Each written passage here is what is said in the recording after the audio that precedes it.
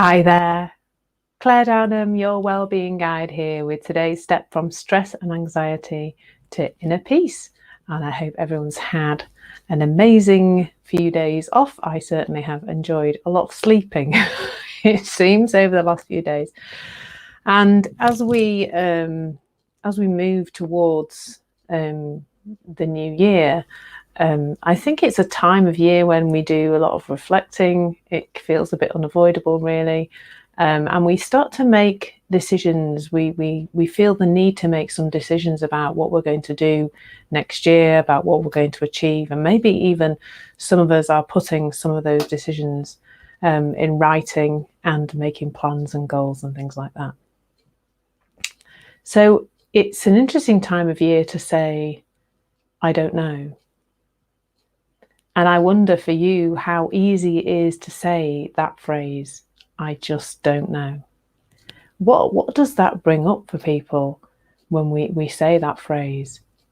I know for me, I used to have this sense I had to know everything, like I had to somehow find a way to know things. And what that tended to produce was a lot of stress in my life, a lot of overthinking, a lot of racking my brains as if somewhere in the inner reaches of my mind there would be the answer to the question that I had been asked. Good morning, Andrew. And or even not the question I've been asked, perhaps a question that I felt I needed to know the answer to inside of me. Things like, what is my purpose? And what shall I do with the rest of my life? What shall I do about this big thing that feels very pressing? Is it this or is it that? And that would fill my head with a lot of stressful thinking, because there would be a sense in that not knowing that there was something not okay about me, that there was something not right about my inability to know the answer to the question, and a real strong resistance to just saying, I don't know. And I guess what's changed recently is me having this ability, and I actually call it, I say now, well, somebody will ask me something and I don't know the answer, I will just say, well, I'm just going to let that percolate. Do I want to do the next thing that somebody's advising me to do in my business? Do I want to take this step or that step? Well, sometimes I just don't know. And it's good to just let things settle around those kind of things and not feel the need to go into my mind to try and find the answer, because invariably it's something I don't have any experience of. I don't know whether success or failure or whatever else is on the other side of that decision, because I don't know. And actually, the truest thing to say is, I don't know. And what usually happens then is something bigger than you takes charge of the situation. So sometimes I think I've got to choose from this or this, and either after a few days of just letting it go and letting it percolate and letting it simmer, well, this just disappears as an option. It ceases to exist. Either it stops making sense, or it just actually disappears. This choice doesn't exist anymore because something's changed and it's gone. Or I'm contemplating this and this, and because I'm allowing that to just settle and I'm allowing the clarity to come by not overthinking about it, well, option number 3, which is something over there or over here or over there, comes up. And that's so much better than the things I thought I had to force myself to choose between. Maybe you've noticed that happening too. That when you just leave something and go, do you know, I really don't know the answer to this. I actually don't know. So I'm going to leave it. And then the decision gets made for you. I'm noticing that happening so much more now. And that is so much nicer than this sense of needing to get my pick and shovel, go into the inner reaches of my mind and find the answer. Maybe we just don't know sometimes. And maybe that's actually phenomenally okay. Maybe it's okay not to know. And a lot of the time we make up an answer and it ends up not being the answer anyway. It ends up not going well because we forced ourselves to make a decision. I mean, finding my purpose is a great one, isn't it? Like, a lot of people will be reflecting on the last year and thinking about next year and thinking, oh, this is going to be the year I really find what I'm supposed to do when I grow up. I'll be 50 next year and I'm still trying to work out what I'm supposed to do when I grow up. Absolutely, Andrew. What will be, of course. And at this time when we're reflecting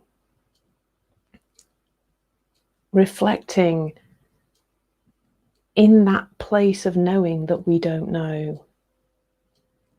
I've noticed actually over the last few years of my business that when I started out in business, there was this sense that I must find my niche, that I must decide who I wanted to work with, and really put that out there and decide all of that. And well, it found me actually in the end. I don't feel like I made a decision. I did once do one of these intensive like marketing programs where every week I had to produce another element of it. I had to produce a website and then start with a niche, obviously, and then produce a website and then branding and all those other things I had to do week after week after week for about 14 weeks. And I got 3/4 of the way through it and just thought, this is wrong. Because it was just too fast, it was too forced, there was too much of this forced decision making, like ramming me through this process. And as well as that, it was exhausting. The strain on my mind of all that thinking. It's not that much up to us. And that's another reason why it's okay to say, I don't know. Because maybe it's not your job to know. Maybe there's something, in fact, I really believe there is something bigger than us out there that is going to sort things out for us. And that when we leave things to settle, that clarity from that thing that's greater than us comes through. But when we're poking and prodding something, it's similar to that analogy I've used before about picking a scab. Picking and picking and picking at something. There's less urgency than we think. There's less need to fix something straight away. So as you're sort of contemplating next year, as you're perhaps sitting down in the next few days, I know in this funny space when nobody knows what day it is, it's Tuesday, by the way, when nobody knows what day it is, in this little space in between Christmas and New Year is a time when lots of people spend time making plans and writing things down and deciding what next year should look like. I wonder what would happen if you just went, no, I don't know. And I'm going to just keep going and I'm just going to keep taking the next step forward. And when there's a bit of clarity about something, I'm going to take that next step forward. And if at any point you are doing this, is it this, is it that, is it this, is it that, I pretty much guarantee that your head feels busy and tired and there's a lot of overthinking and it feels quite stressful. It won't be producing a nice feeling. And the nice feeling is the place to make decisions.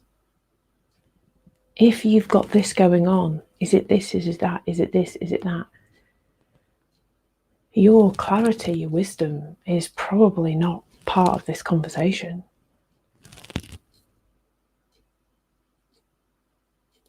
If it doesn't feel rock solid, then it probably isn't rock solid.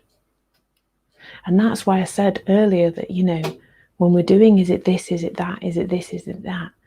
It's quite often neither of those things. It's something else. That's a really good point, Andrew, that he said, that what about in business?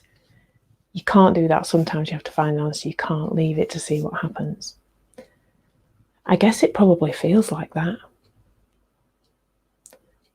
But it's worth just watching what's happening there. Maybe you and I should have a conversation, Andrew. That would be great.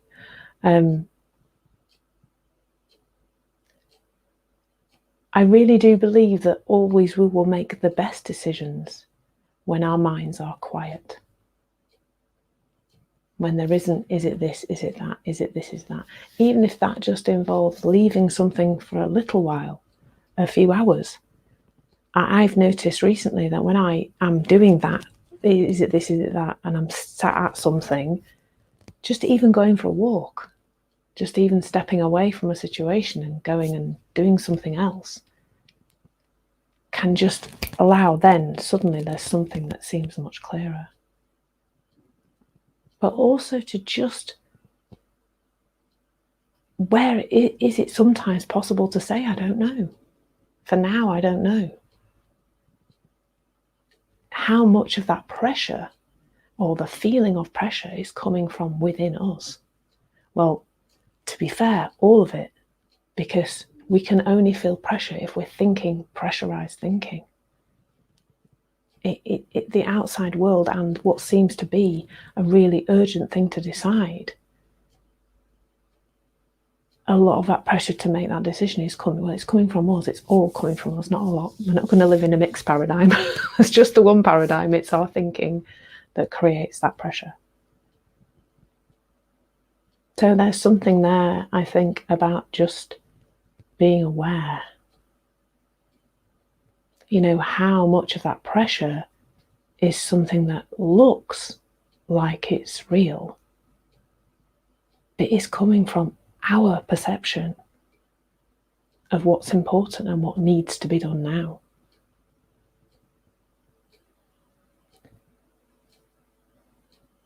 So, what's the takeaway today? It's okay to say, I don't know. And as you're, yeah, that sounds, I'm gonna message you back afterwards, Andrew. I think we should have a chat about that. So where was I? So yeah, so it's okay to say I don't know. And as you are thinking over the next few days, perhaps, that you have to be putting things in writing and making massive plans and goals and making decisions and deciding your purpose for the rest of your life, when I'm nearly 50 and I haven't quite worked mine out yet, although doing this seems very purposeful. Yeah, and then enjoy the next few days, and maybe enjoy just some quiet time and not necessarily being wrapped up in big decision making. It doesn't have to happen just because it's the 1st of January on Friday. So that's me for today. Thank you so much for watching. I'm Claire Downer, your Wellbeing Guide, and this has been today's step from stress and anxiety to inner peace. I will get back to you, Andrew, and we'll have a longer chat. Take care, everyone, and enjoy the rest of the day. Thank you.